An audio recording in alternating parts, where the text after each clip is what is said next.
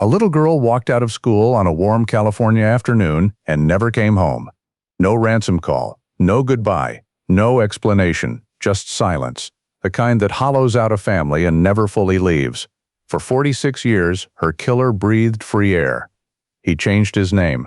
He crossed state lines. He built an entirely new life while an 11-year-old girl's photograph watched over every detective who passed through the Newport Beach Police Department. Not because it was required, not because any rule demanded it, but because the people in that building made a silent promise to a child they never met. This is the story of how that promise was eventually kept, through a piece of preserved evidence, a social media campaign unlike anything law enforcement had ever tried, and a science that didn't exist when the crime was committed. Before we go further, drop a comment and let us know where you're watching from. And if stories like this matter to you, hit subscribe. Now let's go back to the summer of 1973. The year was 1973. America was exhaling after years of war. Vietnam was winding down, soldiers were returning to soil they had almost forgotten, and the country was trying to remember what normal felt like. In California, the Pacific Coast carried on as it always had, sunlit, deceptively peaceful, seemingly untouchable by the kind of darkness playing out elsewhere in the world. Newport Beach sat comfortably in that illusion. It was the kind of affluent coastal community where families raised their children without ever seriously considering that something terrible could happen on a Tuesday afternoon between school and home. Boats rocked in the harbor. Kids rode their bikes. Parents didn't lock their doors. Linda Ann O'Keefe was 11 years old and attending summer school at Lincoln Intermediate School in Corona del Mar, a neighborhood folded quietly into the edges of Newport Beach.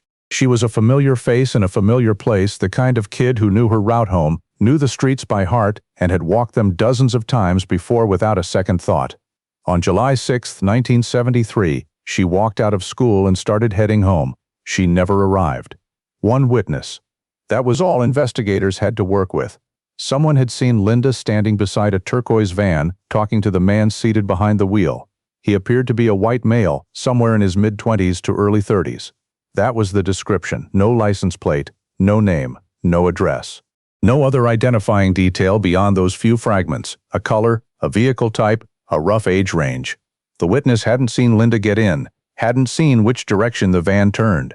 Just the image of a girl standing beside a turquoise van, and then nothing.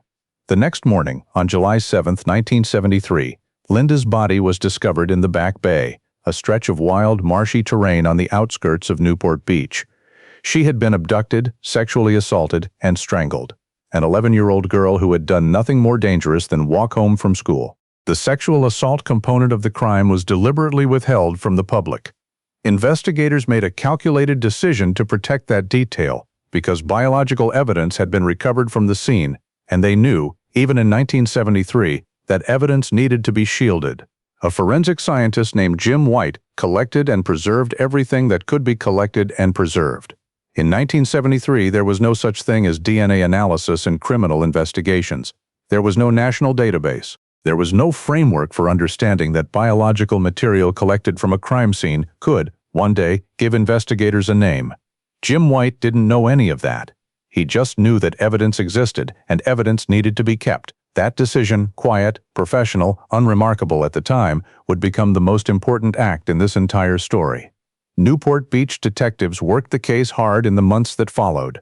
They cross-referenced vehicle registrations, interviewed men matching the witness description, and chased every thread the investigation produced.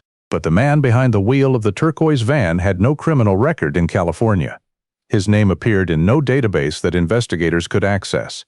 He had no deep ties to the community, no employer, no neighbor, no acquaintance who might have pointed a finger in his direction.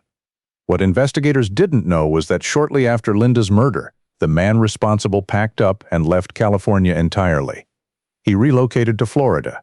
He discarded the name he had been using, James Albert George Layton, and rebuilt his identity as James Allen Neal. A new state, a new name, a man who had, for all practical purposes, erased himself from the version of reality where Newport Beach detectives were searching.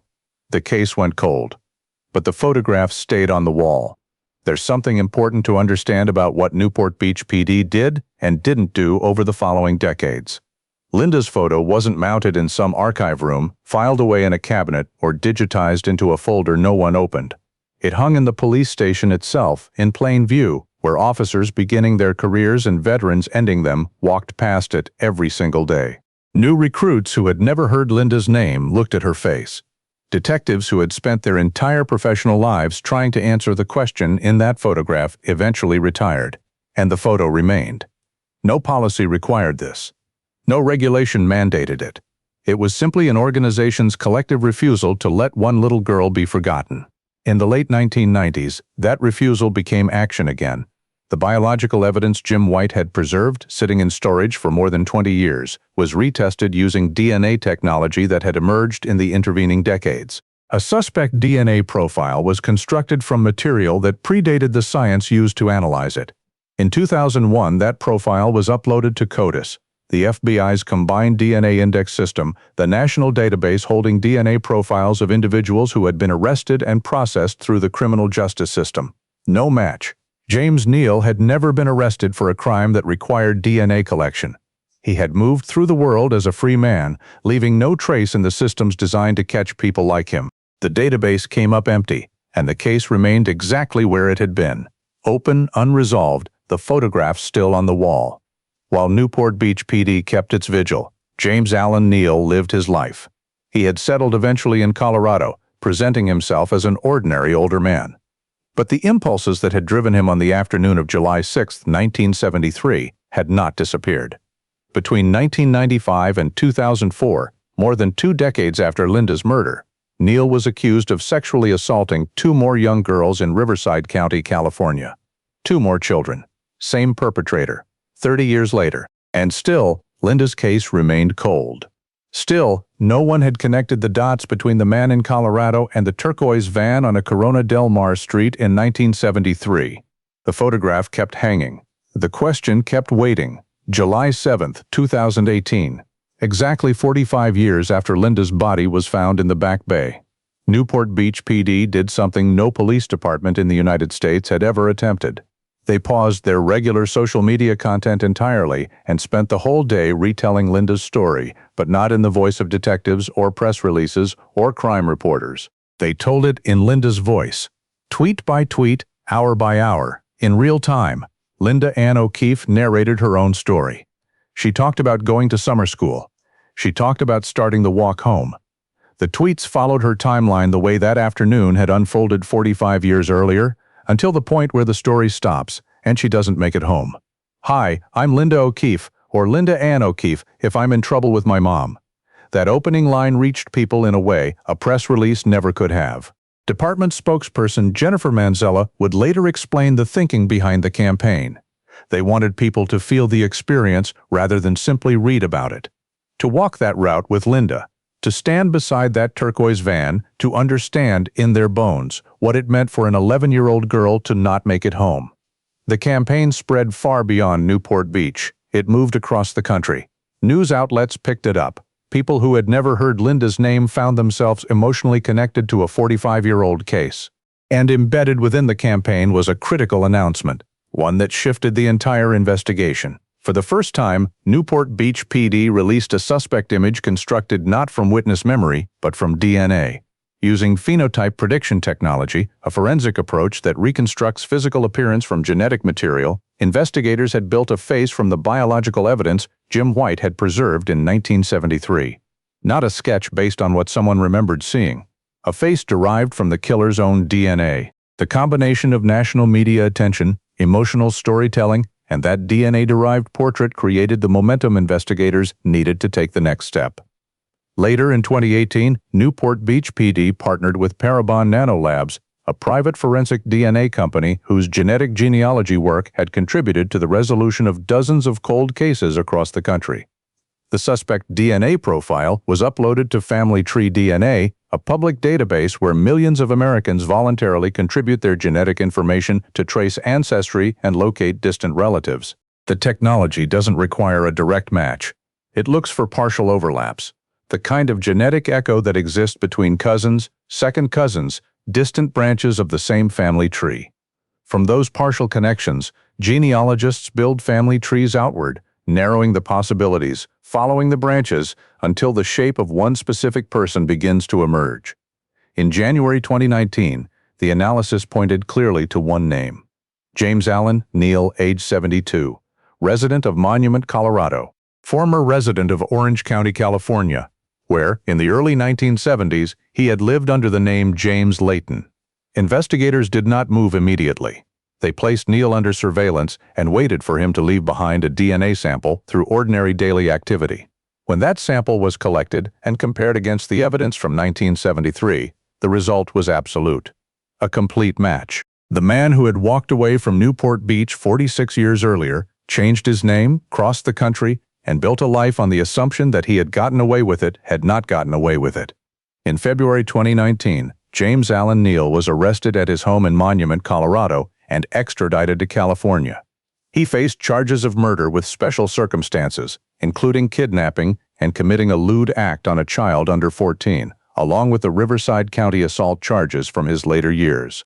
On February 20, 2019, Newport Beach PD and the Orange County District Attorney's Office held a press conference. The man reading the announcement was DA Todd Spitzer, who had been 12 years old in 1973, nearly the same age as Linda, growing up in Southern California while this case was already part of the community's memory. This significant arrest confirms that we never give up on cold cases. Newport Beach Police Chief John Lewis said simply, "Linda never made it home that afternoon. For 45 years, generations of our investigators never gave up. We never forgot Linda." The photograph came down from the wall.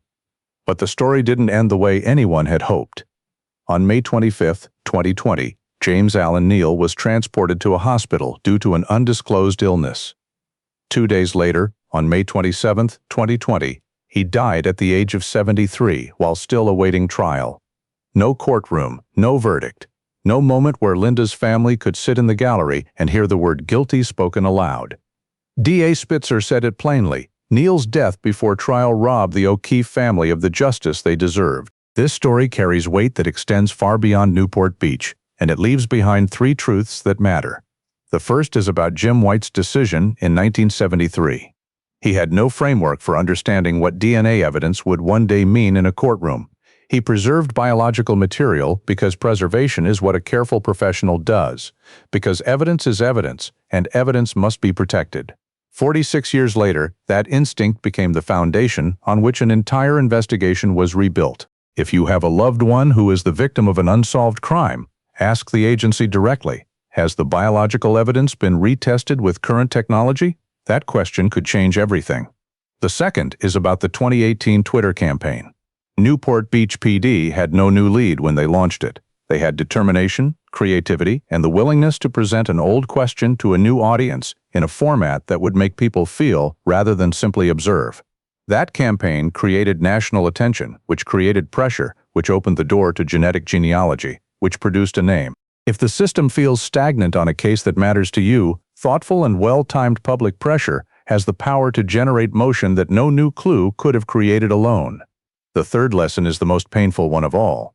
Between 1995 and 2004, 3 decades after Linda was murdered, while her case sat cold and her photograph hung on a police station wall, James Neal assaulted 2 more children. A cold case is not simply a delayed resolution. It is an open window through which a perpetrator may continue to move, undisturbed, while the clock runs. Justice, when it finally comes, carries the weight of every year it was made to wait.